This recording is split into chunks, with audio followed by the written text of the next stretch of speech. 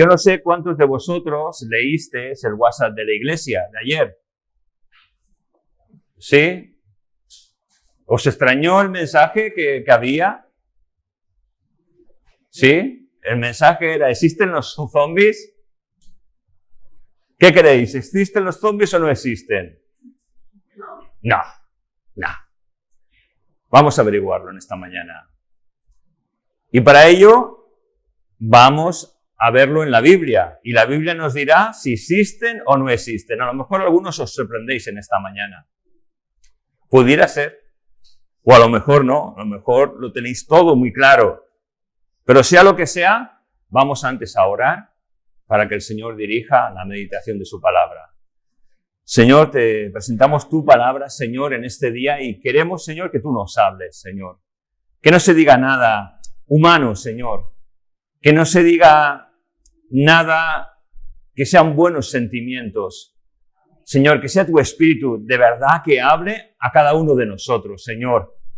Que rompa cualquier tipo de barrera emocional o barrera que impida que tu palabra venga a nuestras vidas, Señor, porque queremos que tu palabra venga en esta mañana, Señor, y haga esa obra perfecta que tiene que hacer en cada uno de nosotros, Señor.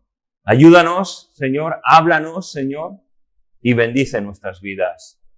Te lo pedimos en tu nombre, Jesús. Amén. Y siguiendo con el mensaje a las iglesias, vamos a saber si existen de verdad o no los zombies. Para ver este quinto mensaje, esta quinta carta enviada a una iglesia llamada Sardis, tenemos que ver por un momento su ubicación, ver un poco de la historia de la ciudad, porque si no, muchas veces no vamos a entender lo que la palabra de Dios nos quiere hacer entender.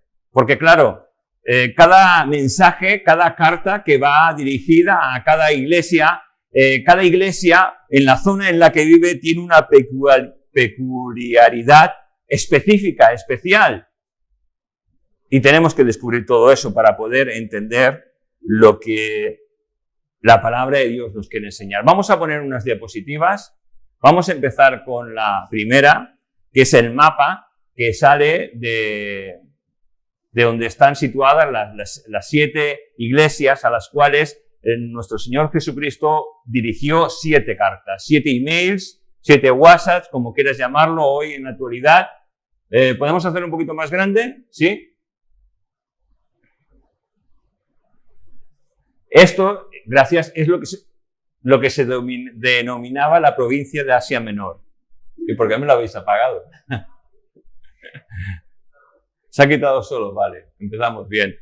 Pues esa parte denominada Asia Menor era lo que hoy podemos entender que es la Turquía moderna, ¿vale? Allí estaban esas 7 iglesias ubicadas.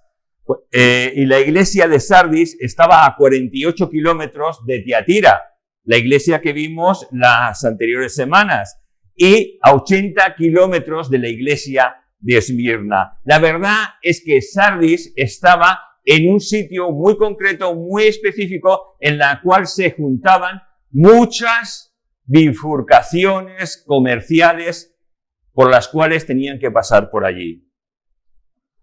Sardis era una ciudad rica. Como he dicho, muchos caminos confluían en ella y de ella se derivaba para otras ciudades y para poder ir a todo lo que es Oriente. En esa ciudad había un río, creo que se llama el río Tagalo, que en él se encontraban pepitas de oro, ya que en esa parte de Sardis, de esa ciudad, existían las minas de oro. Nos dice la historia que fue el primer sitio donde se acuñó una moneda de oro. Yo no sé si sabéis esta frase que se dice que se suele decir tan rico como Creso. No sé si alguna vez la habéis oído. Creso fue uno de los reyes de esta ciudad, el que se nos dice que fue el que primero acuñó monedas de oro. Esta ciudad Sardis tenía un templo dedicado a varias divinidades. Era la capital de lo que se denominaba el reino de Lidia, que era lo que hemos visto toda esa parte de Asia Menor. No sé por qué no... Era, por decirlo así, una ciudad politeísta. ¿Sabéis lo que es una ciudad politeísta?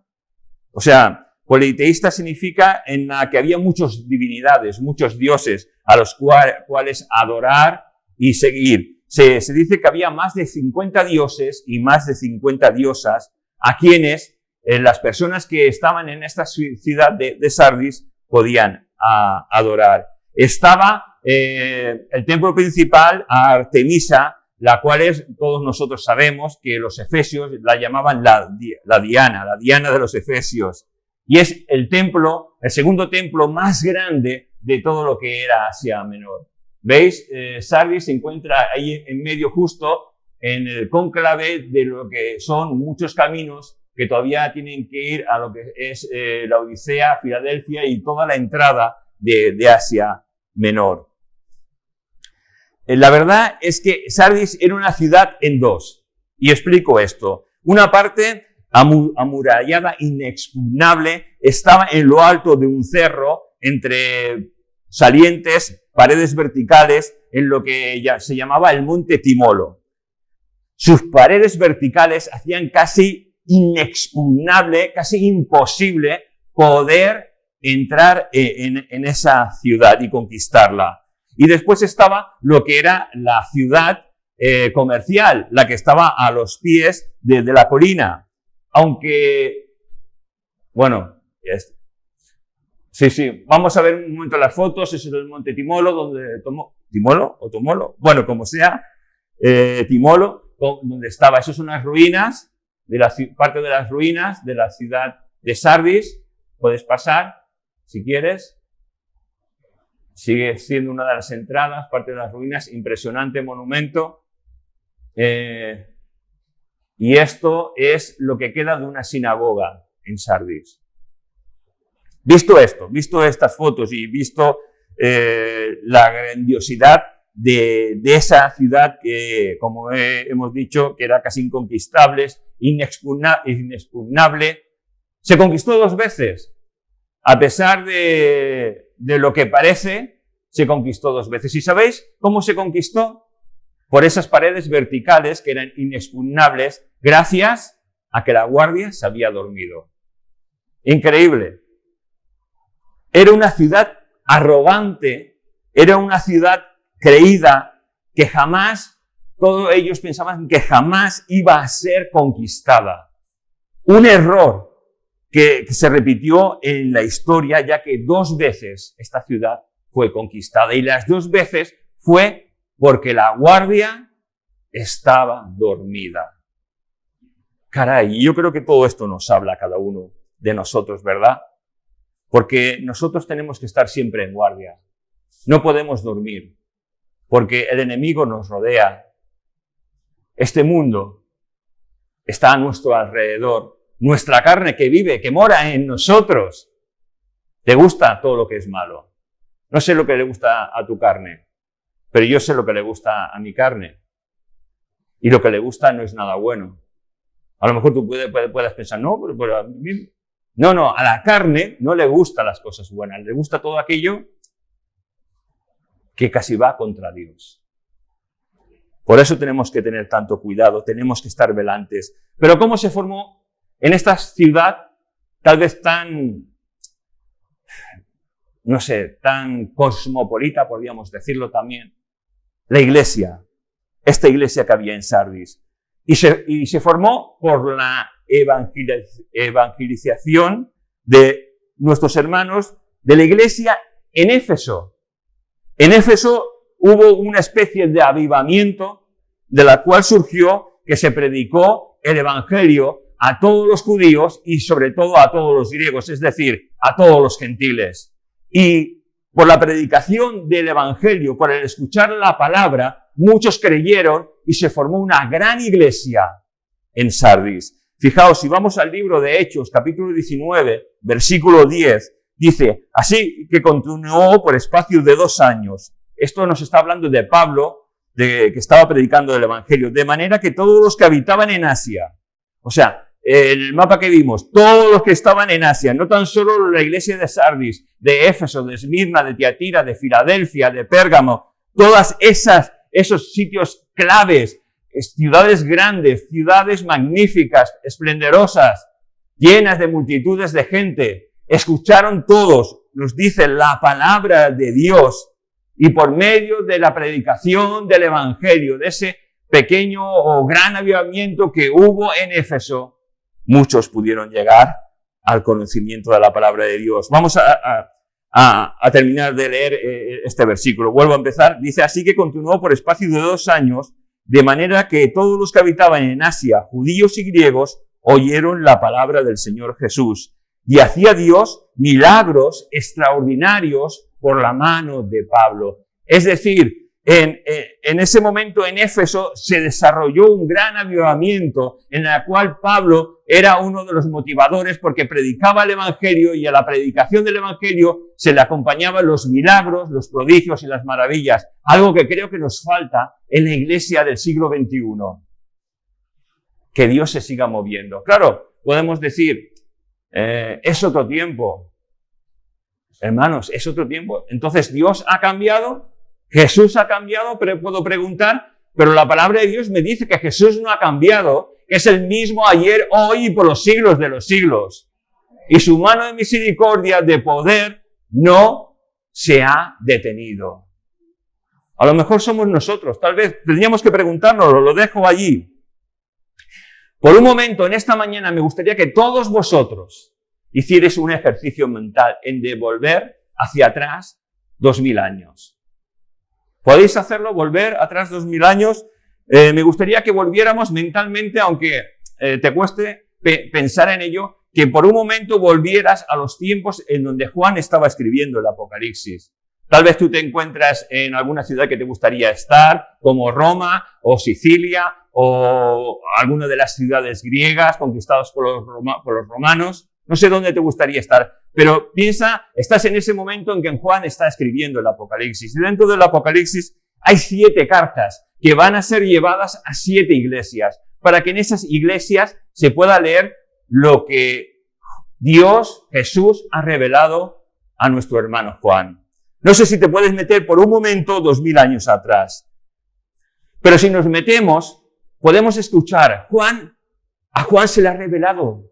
Jesús le ha revelado lo que va a pasar en estos últimos tiempos. Pero además, Juan se ha acordado de nosotros y nos va a enviar una carta.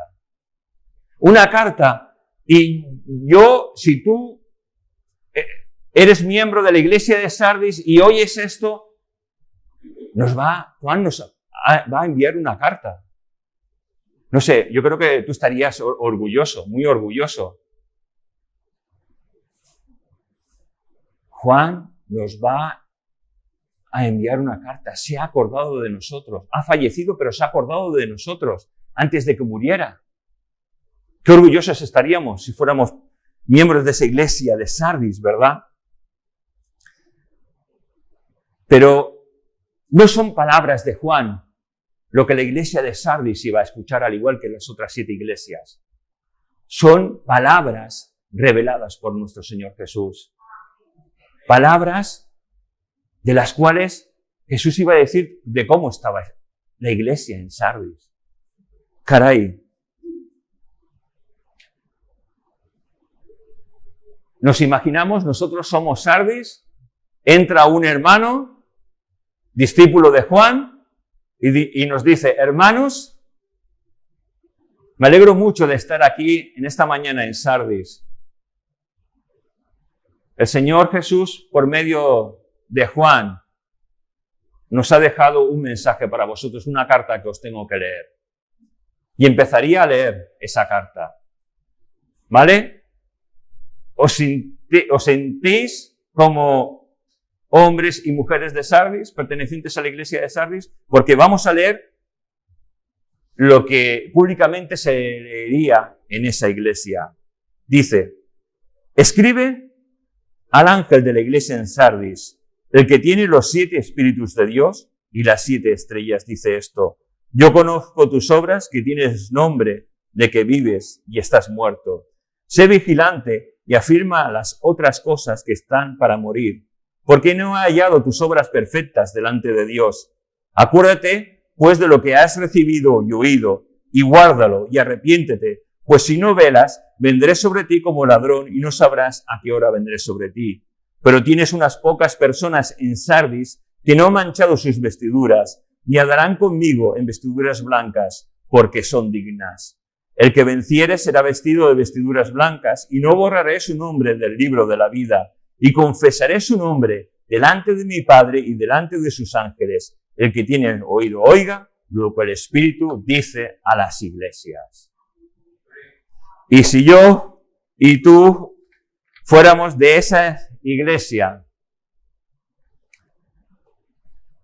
nos quedaríamos pasmados, porque no sé si has entendido lo que estaba diciendo esta carta. Dice Jesús que conoce nuestras obras, que tienes nombre de que vives, pero nos está diciendo que estamos muertos. ¿Vives, pero estás muerto? Un zombi. Es un zombi. Y los zombies, ya sabéis, en las películas cuando lo vemos que están muy limitados. Tienen un aspecto muy feo, muy desagradable. Algunos andan muy lento, otros muy rápidos.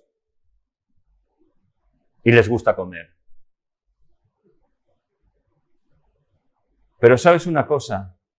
Nosotros no estamos llamados a ser zombies, sino todo lo contrario, estamos llamados a ser vivos. Y vivos en Cristo Jesús. La verdad es que la reputación de esta iglesia, al igual que la reputación de nuestra iglesia, puede ser excelente. La imagen que damos puede ser una imagen muy buena. Como dice la palabra de Dios, tener nombre de que estamos vivos. Pero en verdad, pensaban que estaban vivos, pero estaban muertos. Muchos de ellos eran zombies. Tal vez hicieran muy buenas obras. Tal vez tenían una doctrina muy correcta. Estoy seguro que serían ejemplares. Incluso su manera de vivir, su manera de hacer, impresionarían a las personas que están a su alrededor. Pero ¿sabes una cosa? Lo que impresiona a los hombres no impresiona a Dios. Porque Dios ve mucho más allá de lo que los hombres muchas veces vemos. Dios ve lo que hay en nuestro corazón. Sardis significa remanente o residuo.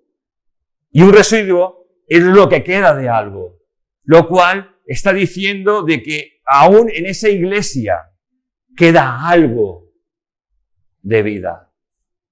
Y ojalá tú y yo, si no estamos muertos espiritualmente, quede en nosotros ese residuo. O seamos remanente. Es decir, personas que han sabido guardarse a través del tiempo. Empezamos a analizar la Escritura y dice, el que tiene los 7 Espíritus de Dios y las 7 estrellas, dice esto. El que está hablando no es ni más ni menos que nuestro amado Jesús, porque Él es el que verdaderamente tiene la vida. Aquel que nos dio la vida a nosotros, aquel que nos rescató de la muerte y de la condenación, es aquel que pueda hacernos que volvamos de nuevo a despertar, que volvamos a la vida, que volvamos a ser hombres y mujeres íntegros en la palabra de Dios. Aquel que hizo que viéramos que estábamos muertos, porque la palabra de Dios nos lo dice, que estábamos muertos en nuestros delitos y pecados. Pero vino Cristo y nos resucitó y nos dio vida. Antes éramos muertos vivientes, pero pasamos de ser muertos vivientes a ser vivos en Cristo Jesús.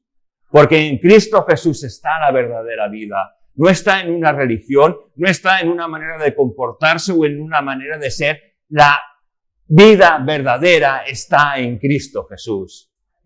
Y Él es el que tiene que cambiar y transformar nuestras vidas. Se está mencionando a las 7 iglesias y es como querer mostrar que hay un llamado de parte de Jesús a que, en general, a cualquier iglesia les puede pasar esto. Y cuando hablo de iglesias, no estoy hablando, puedo hablar de una congregación entera que pueda estar muerta, pero también puedo hablar de personas individuales que dentro de una congregación estén muertos.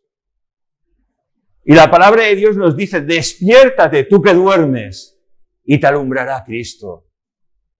Sabemos que el dormir es un símbolo de muerte. Y necesitamos estar despiertos, hermanos. Necesitamos que la gracia de Dios que vino a nosotros siga produciendo vida en Cristo Jesús. Es decir, necesitamos vivir como hijos de Dios. Yo necesito vivir como un hijo de Dios.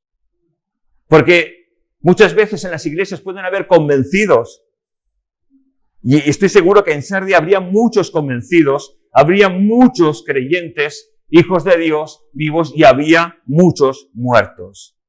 Pero tanto los vivos como los que están muertos necesitan a Jesús. Y los convencidos, los que vienen a la iglesia muchas veces porque vienen por venir, necesitas experimentar la vida en Cristo Jesús. Necesitas saber que Jesús es el único intermediario entre Dios y los hombres. Necesitas saber que si estás muerto en tus delitos y pecados, necesitas a Cristo para que tengas vida y vida eterna. Él es nuestro reconciliador. Con Dios no hay otro. Mira, solo el Espíritu de Dios puede traer vida. En cierta manera, cuando vemos esto, podemos ver si existen los zombies. Es todo aquel que creyendo, que habiendo experimentado la salvación, ahora está dormido. Es decir, ahora está muerto. Y al menos que el Espíritu Santo siga trayendo vida, seguirá muerto. Fíjate, Efesios capítulo 2, versículo 1. Y Él os dio vida a vosotros cuando estabais muertos en vuestros delitos y pecados. Cristo vino para salvar y resucitar a los hombres que estaban muertos en sus delitos y pecados. Si en una noche estrellada miras al cielo, qué precioso es ver lo que ves, ¿verdad? ¿Qué es lo que ves? Un sinfín de estrellas. La verdad es que en Oriente te puedo decir que el cielo es increíble. Se ve un mar de estrellas parpadeando, brillando en medio de la oscuridad de la noche. No hay oscuridad porque son las estrellas las que alumbran. Pero, ¿sabes? Vemos ese resplandor tan bonito, tan maravilloso. Pero hay muchas de ellas que simplemente están brillando porque todavía la emisión de luz que han emitido sigue viajando por el espacio y es el reflejo lo que estamos viendo. Hay estrellas muertas que aunque brillan, están muertas. Es decir, han desaparecido, su brillo ha desaparecido. Es un reflejo de lo que antes eran y de lo que han dejado de ser. Hijos de Dios, ¿qué éramos antes y qué somos ahora? Hemos brillado en el pasado y ahora no brillamos. Que Dios nos ayude. Que Dios nos ayude a ser los mismos que en un principio, a brillar con el brillo de Dios, con el brillo del Espíritu Santo, a no dejar de existir y simplemente por lo que hemos sido, que se nos conozca. Dice, yo conozco tus obras, que tienes nombre de que vives y estás muerto. Pareces que vives, pero estás muerto. Impresionas a los hombres, impresionas a la gente que te ve, a la gente que te rodea, pero no impresionas al Señor. La iglesia tiene que ser un lugar vivo. La iglesia tiene que salir fuera de sus cuatro paredes para predicar el Evangelio. La iglesia que es viva, habla de Dios a sus vecinos, a sus amigos, en el trabajo. La iglesia que es viva contagia la gracia salvadora y redentora de Dios. ¿Por qué? Porque está viva. Y viendo yo todo esto, caray, si una iglesia está muerta, ¿en qué se convierte? En un cementerio. Entonces, no sé lo que pone en el cartel de nuestra iglesia. Si pone iglesia, sí, pones iglesia, es iglesia, vale. Sí que lo pone. Pero a lo mejor tendríamos que cambiarlo y poner cementerio evangélico. ¿Es duro? ¿Te ríes? Tú y yo sabemos si estamos muertos o vivos. Solamente tú. La iglesia puede ser muy grande o muy pequeña, tener un gran coro o no tener. Estar llena de jóvenes o estar llena de gente mayor. Ser muy grande. Tener grandes cosas o grandes maestros incluso de la palabra de Dios. Incluso predicar correctamente. Pero si la iglesia no vive y experimenta la palabra de Dios, está dormida, está muerta. Se convierte en un cementerio. Mateo 23, 27. Jesús habla a los escribas y fariseos. Mateo 23, 27 dice esto. Ay de vosotros, escribas y fariseos, hipócritas, porque sois semejantes a sepulcros blanqueados, que por fuera a la verdad se muestran hermosos, mas por dentro están llenos de huesos muertos y de toda inmundicia. Nosotros, desde el contexto bíblico, cuando vemos a los fariseos, ya pensamos en una palabra que es un tanto déspota, ¿no? Descalificativa. Pero en el tiempo de Jesús, los fariseos y los escribas eran el baluarte de la verdad. Es decir, no todos los fariseos y escribas eran corruptos y malos, no. Había hombres, fariseos y escribas que vivían de verdad la palabra de Dios, que amaban a Dios con todo su corazón, con todas sus fuerzas, porque siempre en la iglesia del Señor, en los caminos de Dios, siempre hay un remanente fiel a Dios. Un remanente que sepa escuchar la voz de Dios y seguirla. Pero la mayoría de ellos eran religiosos. Por eso Jesús les estaba diciendo que estaban muertos, que eran semejantes a los sepulcros, que eran muy bonitos porque estaban muy blanqueados, muy decorados, muy hermosos, pero en verdad estaban muertos. Podíamos hacernos una pregunta en general. ¿Cuándo empezó Sardis a ser un cementerio? ¿Cuándo empezaron a ser muertos vivientes? ¿Cuántos años, cuánto tiempo estuvieron así? ¿Se habían acostumbrado a ello? ¿Se habían acostumbrado a vivir una vida sin oración? ¿Una vida sin devocional? O sea, el tiempo que dedico a Dios, una vida sin leer la palabra de Dios, una vida sin testificar, una vida sin apoyar a la iglesia, una vida sin compromiso delante de Dios. ¿Cuánto tiempo pasó en que todo eso cambió? ¿Cuánto tiempo pasó para que empezaran a ceder en las pequeñas cosas? Cosas a lo mejor insignificantes, pero cosas que no agradaban a Dios. Cosas que podemos calificar nosotros como pequeños pecados o pequeñas concesiones, pero en sí son pecados, porque para Dios todo el pecado es lo mismo. ¿Cuándo empezó todo eso?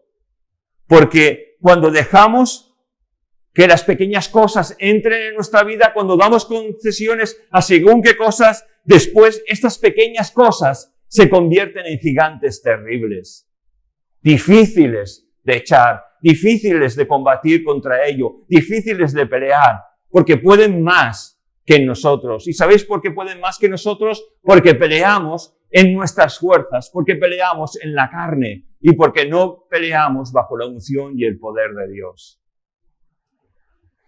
Caray, es muy difícil volver atrás, porque el pecado lo que hace es esclavizarnos, nos encadena a la situación en la que nos hemos acomodado o en la que estamos viviendo. Y mira, esta situación me recordó a esa mano que escribió en una pared en los tiempos de Daniel, una mano que puso en una pared Mene Telke Ulpasin. Es decir, Mene dice, contó Dios tu reino y le ha puesto fin. Telke significa, has sido pesado en balanza y fuiste hallado falto. Y Urpasin o Peres significa, tu reino ha sido roto y dado a los medos y los persas. Vino el juicio de Dios sobre un rey pagano. Y lo que me llama la atención es que dice, has que has sido pesado en balanza y fuiste hallado falto. Hermanos, no vayamos a ser nosotros pesados en balanza y que no demos el peso adecuado. Ese peso que honra y que glorifica a Dios. Pero si el médico divino, nuestro Señor y nuestro amado Jesucristo, nos dice nuestro estado, nuestra enfermedad, también Él nos da el antídoto para dejar de estar muertos y de ser verdaderamente hijos vivos de Dios. Mira, primera cosa que nos dice el Espíritu Santo, lo que nos dice Jesús, que nos dice es, sé vigilante. Es decir, hijo de Dios, despierta. No hay tiempo para la indiferencia. No hay tiempo para pensar, mañana lo haremos, mañana estaré a cuentas con Dios, porque el Señor viene. Y yo sé que esta frase es un tópico que has escuchado desde tu juventud, siendo muy joven como creyente, y ahora ya eres muy mayor, pero siempre has escuchado, el Señor viene. Pero el Señor viene más que nunca. Y ya sea que nos vayamos con Él o que muramos, el Señor viene. Porque no sabemos cuándo va a ser nuestra hora ni nuestro día. Y la cuestión es saber si tú y yo estamos preparados. ¿Estás preparado para partir con Dios? ¿Estás preparado para ir delante de su presencia? Y a lo mejor puedes estar pensando, bueno, que tarde un poquito más el Señor en llamarme o en venir. ¿Sabes? Eso ya demuestra que estamos muertos. Porque el que está vivo desea, ama, anhela el encuentro con el Señor. Y que Dios nos ayude, ¿verdad? Porque necesitamos eso, amar a nuestro Señor. Sardis era una ciudad arrogante, por lo que hemos visto, indiferente, ocupada en sus quehaceres. Tan arrogante era que pensaba que jamás iba a ocurrir nada en su ciudad. Pero sabes, como en los días de Noé, en los que durante muchos años vieron a Noé construir un arca, y todo el mundo se burlaba, y todo el mundo decía, ¿diluvio? ¿Diluvio? ¿Qué es esto, un diluvio? Pero empezó a caer agua del cielo, a salir agua de las entrañas de la tierra. La gente empezó a asustarse y a decir, Noé tenía razón. Vamos a refugiarnos en el arca. Pero cuando llegaron, las puertas estaban cerradas. Hijo de Dios, que podamos entrar en ese arca de salvación, ¿verdad? Que es Cristo Jesús. No quiero decir que vayas a perder tu salvación, porque la salvación no se puede perder. Pero, ¿sabes? Puedes perder toda una vida como hijo de Dios. Puedes perder toda una vida.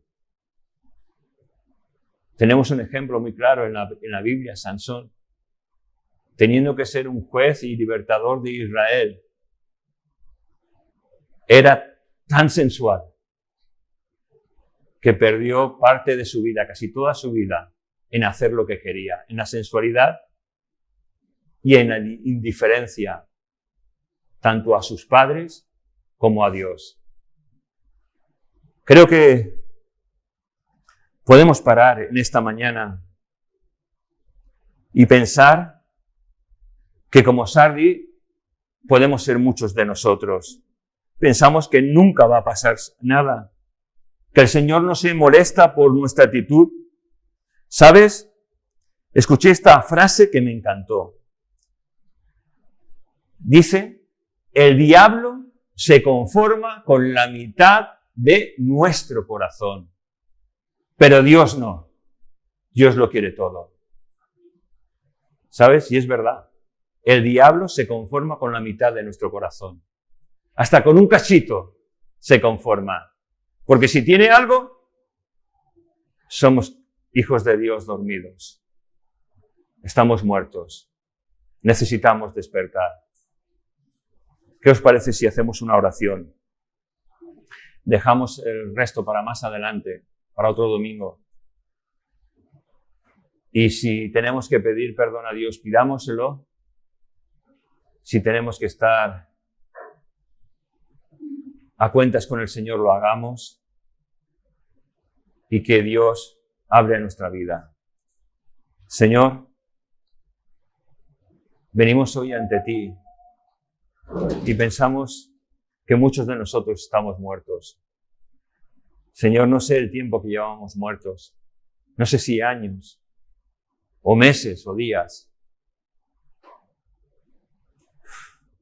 o decenas de años.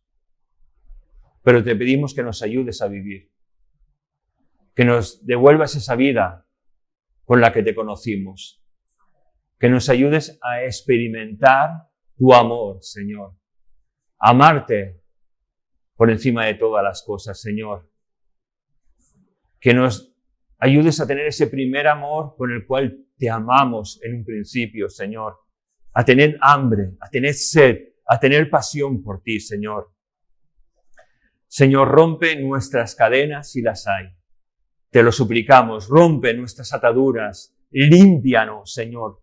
Trata nuestra vida emocional, Señor, porque necesitamos también que nuestras emociones sean curadas, Señor. Necesitamos que nuestra mente sea transformada a través de tu palabra, Señor. Espíritu Santo, que moras en nosotros, perdónanos por tanto daño que te hemos hecho, por tanto dolor que te hemos causado. Perdónanos, límpianos, restáuranos, Señor.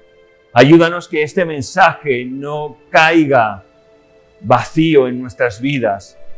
Despiértanos, restáuranos, avívanos, Señor.